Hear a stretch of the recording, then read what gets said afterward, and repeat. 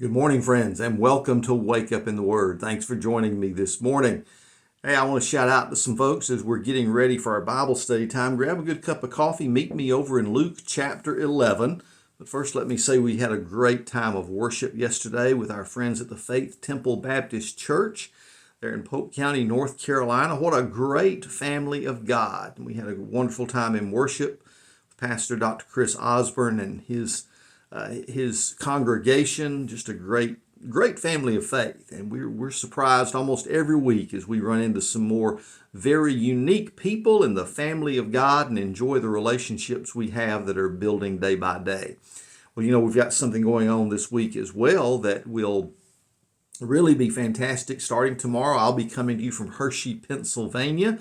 We'll be on our way there today with friends Donnie and Elaine Smith and some others to go see Moses at the Sight and Sound Theater. And we're going to have a great time together studying God's Word, fellowshipping, and just enjoying all the wonderful things you can do in that area. So pray for us as we travel, and we'll see if we can maybe get some of these characters on camera. But then finally, I want to shout out to a very special friend, Stu Dameron. It was great to hear from you. Got to watch on Rumble. Hope you'll be following and catching up with us there quite often. Hey, we're amazed at how when we get spread out in the family of God, literally all over the world, that we can reconnect on places like YouTube and Rumble and Facebook and know what's going on in each other's lives. So, man, thanks for catching up. Well, today we're over in Luke chapter 11 in a passage of scripture that you are going to want to pay close attention to this morning. We're going to pick up at verse number 24 with these words. It says, "When an unclean spirit comes out of a person, it roams through waterless places looking for rest, and not finding rest, it then says, 'I'll go back to my house that I came from.' Or returning, it finds the house swept and put in order. Then it goes and brings 7 other spirits more evil than itself, and they enter and settle down there. As a result, that person's last condition is worse than the first." Now, what's Jesus talking about here? These are the words of Jesus. If you got a red letter Bible, those words are in red.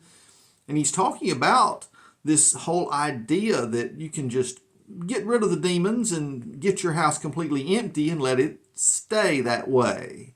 No, that's not the way it works. Dr. Tony Evans says it's not enough to be rid of demonic activity in one's life. The emptiness must be replaced by the Holy Spirit. If you're not filled with the Spirit, and yet you decide, look, I'm going to do better. I'm going to turn over a new leaf. I'm going to just get clean. I'm going to get rid of all these demonic spirits, and I'm going to take control of my own life. You're going to find that something happens. In that vacuum you've created, a godless vacuum in your life, all kinds of intruders sneak in, all kinds of spirits. And what Jesus says here is when you try to live that way, the God minus kind of life. I'm not going to have God in my life. I'll not have this man to rule over me. I'll not have anything about his word. I won't pay attention to the Bible. Saw that gal that was wonderful new part of the woke religion, I call it, who had the coffee cup that says, "I don't care what the Bible says" on her travel mug. Really? When you try to live that kind of life, here's what happens. You will find yourself living a life that's very heavily influenced by spirits. They're going to come in from all over the place. And before long, you're going to be living something that's a nightmare, unrecognizable from what God intended in the abundant life He promised for us. Friends, it's not enough to just try to subtract evil from your life. And you can see this in a couple of different ways. We live in a country that said, we just can't have God around. We've got to first subtract Him from our school system. We can't let our kids be taught the Bible. We can't let them pray in school. We've got to subtract all of this. And we created, first of all, a country where we tried to make a godless vacuum. Right now, there's a town in South Carolina facing a lawsuit from one of those crazy groups that comes in and sees that you have something like, in the case of Lawrence, a plaque, a statue or a plaque or something else with the 10 Commandments on it.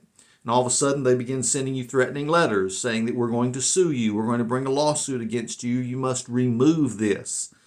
I mean, my goodness, really?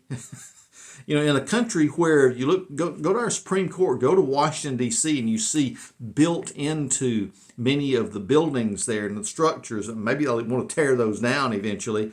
You see Moses, you see the Ten Commandments, you see all of these indications to let folks know that the basis for our legal system is literally the Bible. But oh no, you can't say that anymore. Matter of fact, we have tried to dismantle it piece by piece, tried to make it an empty, godless vacuum. What have we replaced it with? A nightmare. And that's what's happening everywhere that it's accomplished. Every time you suck God out of the atmosphere, then eventually something else just has to come and fill it. And that's when the demons come back.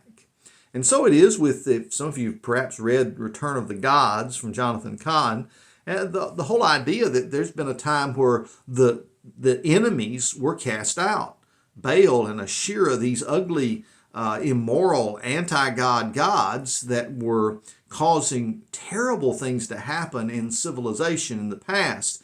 The sacrifice of children, terrible wickedness and perversion and other things. When they were cast out of society or replaced by the Spirit of God in revival, then it changed everything. It made those nations positive. It allowed their civilization to grow in a good way. What happens when we come to civilization that's come full circle and now said, well, it's time for us to kick God out? No more Jesus, no more New Testament, no more Old Testament, no, none of this. The Judeo-Christian foundation of our nation is supposed to be destroyed and put on the back burner. What happens to that nation?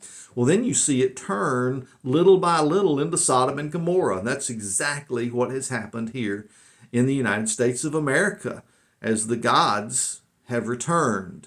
And all those ugly practices of those ancient pagan gods have returned to us in the form of a brand new woke culture that rejects God and now turns into a nightmare. Well, as we see this happening with our children, it's especially painful because when you make the school system a godless vacuum, then it should be no surprise that we have the problems that are plaguing us today. Violence, bullying, attacking, especially attacking you if you have Christian values in some of the school systems. And it's bringing about the kind of culture that really is painful to even look at, as we now are even confusing our kids over their very gender identity given to them by their DNA, by their creator, God. So friends, it's not enough just to say, I'm going to clean up my life. I'm going to do right. Me. I'm going to take control of this. You'll find that you will be out of control and not in control. You'll be doing some things you thought you'd never do, all because the evil spirits have returned. And now the ones you got rid of in the beginning have brought buddies along with them. And they will control your life. They will step in and make you today's nightmare. Oh, friends, the answer is don't try to sweep and clean your own house. The answer is to say, Lord God, I can't do this on my own. I know the Christian life is not just hard, it's impossible. And I can't do it without your Holy Spirit. Follow the commands of the New Testament to turn in repentance and faith toward Jesus Christ and let Him come sit on the throne of your life. Let Jesus be in charge. You do that by saying, not only am I coming into the family of God, I'm going to absorb the principles of God through His Word so I can learn them, but I'm going to invite His Holy Spirit into my life to control me and lead, guide, and direct me so that I can live this Spirit-filled life, the abundant life that Jesus promised that you and I can both have. Well, thanks for joining me this morning. Let's see if we can begin to live the Spirit-filled, abundant Christian life this week and see if there's not a difference. Not an empty house, but a filled house, filled with the presence of God. We'll see you again right here tomorrow as we wake up in His Word.